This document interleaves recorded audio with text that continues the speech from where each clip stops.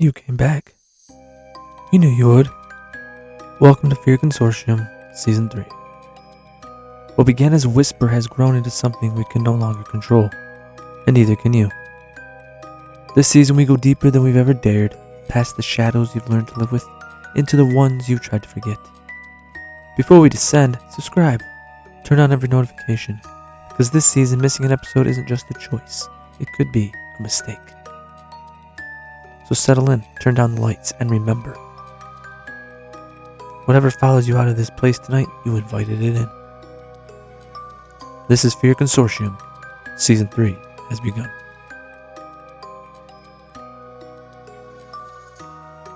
There is a name in this episode that some people believe should never be spoken aloud by someone who doesn't understand what they're invoking. We're going to be careful with it tonight. You should too. Before we go any further into this one, I want to do something we haven't done before this season. I want to slow it down. Because almost every legend we've covered this season belongs to everyone now.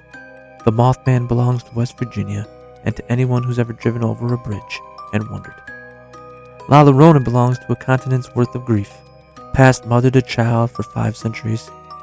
Even the Wendigo and the Candyman, legends born from specific, painful histories, have become part of a larger cultural conversation that their originating communities have, in various ways, chosen to have publicly. Tonight's legend is different, because the people whose tradition this comes from, the Navajo, have been telling outsiders for generations, clearly and consistently, that this is not a story meant to travel, that speaking of it carelessly to people outside the culture in the wrong context for entertainment is not just disrespectful. In the tradition itself, it's dangerous. We're going to talk about it anyway, because the legend has already left the reservation. Through pulp paranormal television, through internet forums, through 1,000 retellings that have stripped away everything except the parts that are frightening. That genie is not going back in the bottle, but we can do this with care.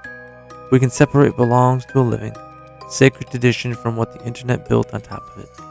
And we can be honest about which parts of tonight's episode are real cultural belief, and which parts are something else entirely. Something manufactured, amplified, and in some cases invented by people who had never sat with a Navajo elder in their life. So tonight, we go carefully into the desert, towards something that may, by its own tradition, already know we're talking about it. In the traditional belief of the Navajo people, there exists a figure. It's translated roughly, it means he who walks on all fours. Though the translation, like most translations of sacred concepts, loses something essential in the crossing between languages. The being English speakers have flattened it into the single word Skinwalker. In its original context, far more specific and far more theologically loaded than that word suggests. In traditional Navajo understanding, a Yaldushi is not a separate species. It is not a creature that has always existed in the world, waiting to be encountered the way you might encounter a bear or mountain lion. It is something far more disturbing than that. It is a person. Specifically, and this is central to the belief, it is understood to be a person who has once a medicine person, someone who held genuine spiritual knowledge and power within the community, who had access to sacred practices meant to heal, to protect, to maintain balance between the human world and the forces that move through it, and who chose, deliberately, to turn that knowledge inside out. The traditional belief holds that to gain the powers associated, the ability to take the shape of an animal, to move at an impossible speed, to mimic the voice of a loved one, to bring sickness and misfortune to a chosen target, a person must commit an act so profound, a violation of the sacred order that severs them from their community permanently. The most consistently described requirement across the accounts that have been respectfully documented by Navajo scholars and shared by community members willing to discuss it publicly is the death of someone close, a family member, often described specifically as a sibling. The murder is not incidental to the transformation, it is understood as the mechanism of it. The act so deeply forbidden, so thoroughly inverted from everything the culture holds sacred about family and the proper use of power, that performing it breaks something in the universe and remakes the person who did it into something else. This is why the figure is understood within the tradition as fundamentally a story about corruption, not an external monster that arrives from outside to threaten the community, a warning about what happens when someone with real power and real knowledge chooses selfishness, cruelty, and personal gain over the responsibilities that power was meant to carry. The taboo itself is part of the lore, and it deserves to be treated as seriously as everything else we're discussing tonight.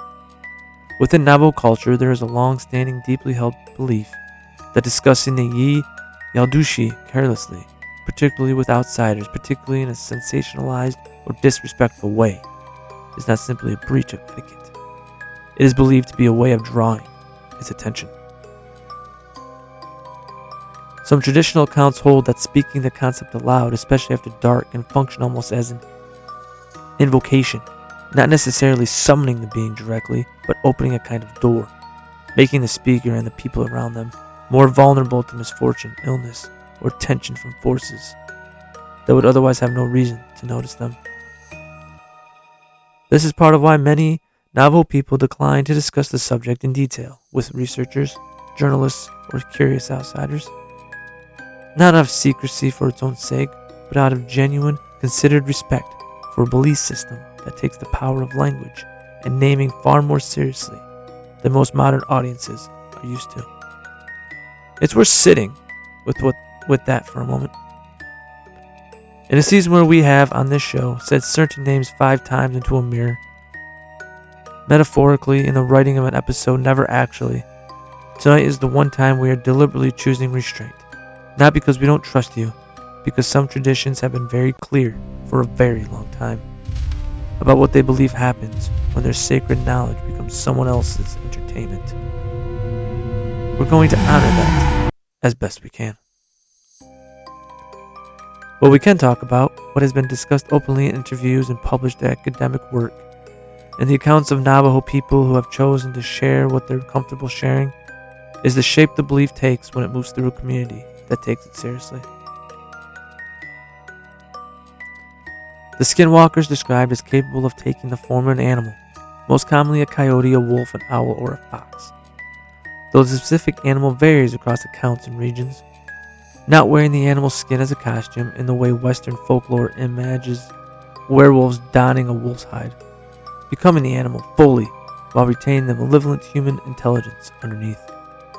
This is why in communities where the belief is taken seriously, an encounter with an animal behaving strangely, moving with unnatural speed, displaying behavior inconsistent with its species, appearing in places and circumstances that don't match its normal patterns, or simply holding eye contact for an unnervingly long, deliberate amount, is treated with a specific kind of caution that goes beyond ordinary wildlife wariness. The animal's eyes in particular are frequently described as the tell, something about them registering as wrong, too aware, too focused, the eyes of something that is looking at you rather than simply existing in your vicinity. Witnesses across decades of accounts, shared cautiously, often anonymously, often only within trusted community circles before eventually reaching wider audiences through researchers who earned that trust. Describe encounters with animals on rural roads at night that displayed exactly this quality. A coyote that did not run from headlights the way coyotes usually run from headlights, that kept pace with a moving vehicle at speeds that should have been impossible for it to sustain, that turned, at some point in the encounter, to look directly into the car, and held that look for far longer than any animal should. The mimicry element of the legend is, by most accounts, the part that disturbs people most. The Skinwalkers believed capable of imitating the voice of someone that victim loves and trusts, calling out from the darkness outside a home, using the specific cadence and tone of a family member, in order to lure the person out into the dark, away from the protection of walls and light and the people around. This particular detail recurs across accounts with remarkable consistency, and it taps into something that goes beyond cultural specificity. There's something close to universal in the horror of a familiar voice calling from somewhere it shouldn't be, of recognizing the sound of someone you love and feeling simultaneously in some older and more reliable part of your brain the absolute certainty that something about it is wrong. Accounts describe people hearing a sibling's voice, a parent's voice, a child's voice calling from outside after dark, and resisting the powerful urge to go back, because something underneath the recognition told them not to. Some describe checking away and finding nothing there. Others describe finding the family member they thought had called them, safely inside asleep, having never left the house at all. The voice came from somewhere else, wearing theirs. In the early 1990s, a property in a remote stretch of northern Utah began attracting a very different kind of attention. What is now widely known as Skinwalker Ranch, a roughly 500-acre property near the town of Ballard in the Uinta Basin, had, for years before it occurred its modern fame, a local reputation among residents of the area. Reports of strange lights, unexplained animal mutilations, sounds and sightings that didn't fit established patterns of wildlife behavior are known phenomena.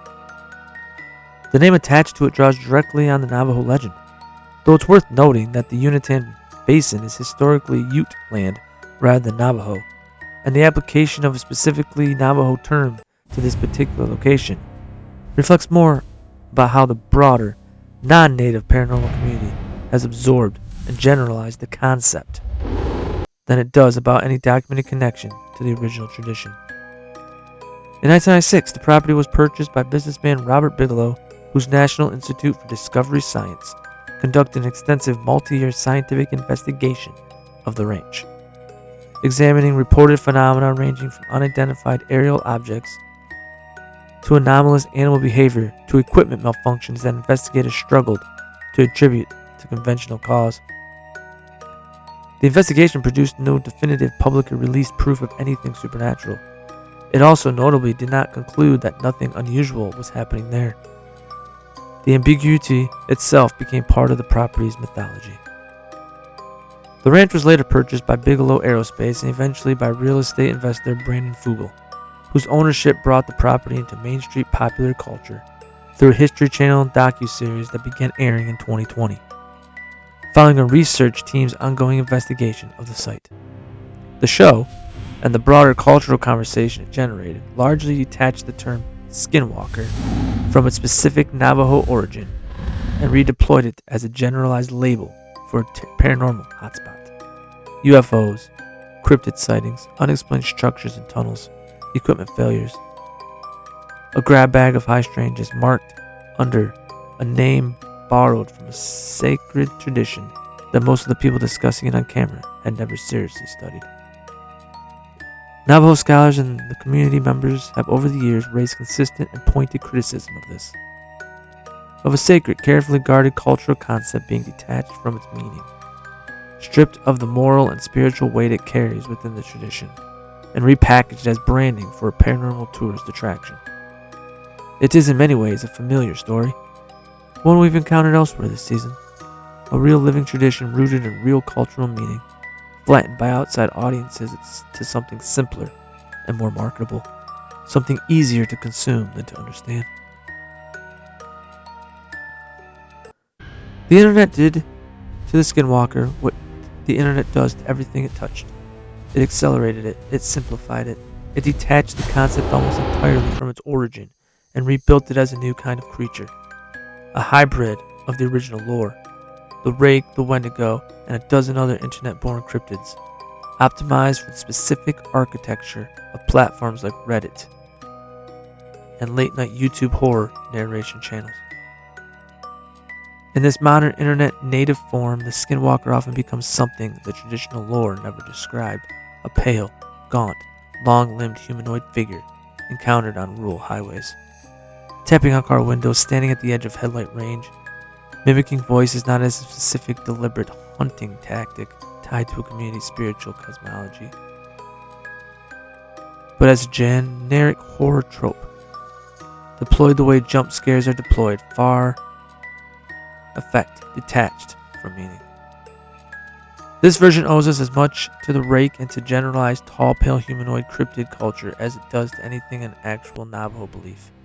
It is, by most honest accounts within the paranormal research community itself,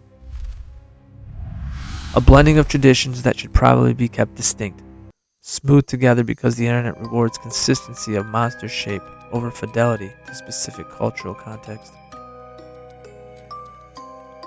Some forum discussions are admirably honest about this. Researchers and enthusiasts within these communities have repeatedly noted that the overwhelming majority of modern Skinwalker encounter stories circulating online are almost certainly misidentified wildlife. Coyotes and foxes behaving unusually, owls observed at unsettling angles, deer moving through brush in ways that trick a frightened mind in the dark, combined with the kind of fictionalized, deliberately embellished campfire storytelling that platforms like No Sleep on Reddit are explicitly built around. Some are openly labeled and understood as fiction by their own authors. Others are presented with more ambiguity, blurring the line between creative writing and claimed lived experience in ways that have become characteristic of internet-era folklore generally. What makes tonight's episode different from almost everything else we've covered this season is the question of ownership. The Mothman belongs to West Virginia, but anyone can tell that story. La Llorona belongs to Latin America culture broadly, shared and retold across generations, and borders with the community's evident blessing.